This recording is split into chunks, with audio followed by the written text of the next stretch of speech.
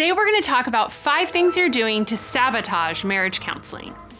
I'm Angela Howard, and my passion is to break the stigma of mental illness among fellow Christians.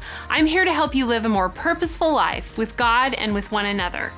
Don't forget to subscribe to my YouTube channel so that you can get the first updates of new content. Being in a strong marriage doesn't happen by accident. You don't fall into a strong marriage, you build a strong marriage. This is something that takes commitment and determination. But even when you're committed, there are times when you damage your own goals by slipping into bad habits. So if you want to completely sabotage any chance at being successful in marriage counseling, do the following 5 things. Number 1. Judge your spouse harshly and don't even consider your own flaws. It sounds kind of ridiculous when you put it into a sentence, but how many times have you been judgmental about your spouse's behavior while completely ignoring your own issues? Number 2, focus solely on changing, or better yet, controlling your spouse.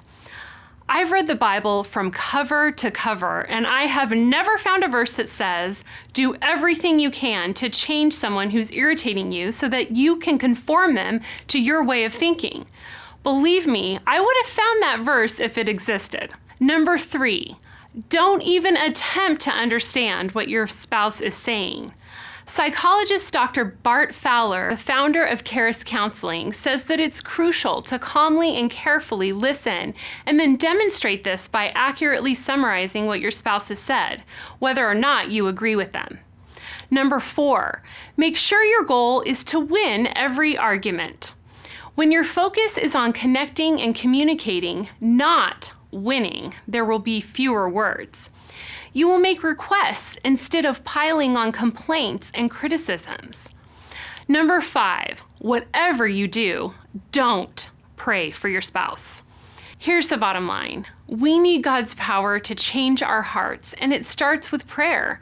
Not a prayer asking God to change the other person, but prayer for God to change our hearts, helping us to see our spouse through His eyes.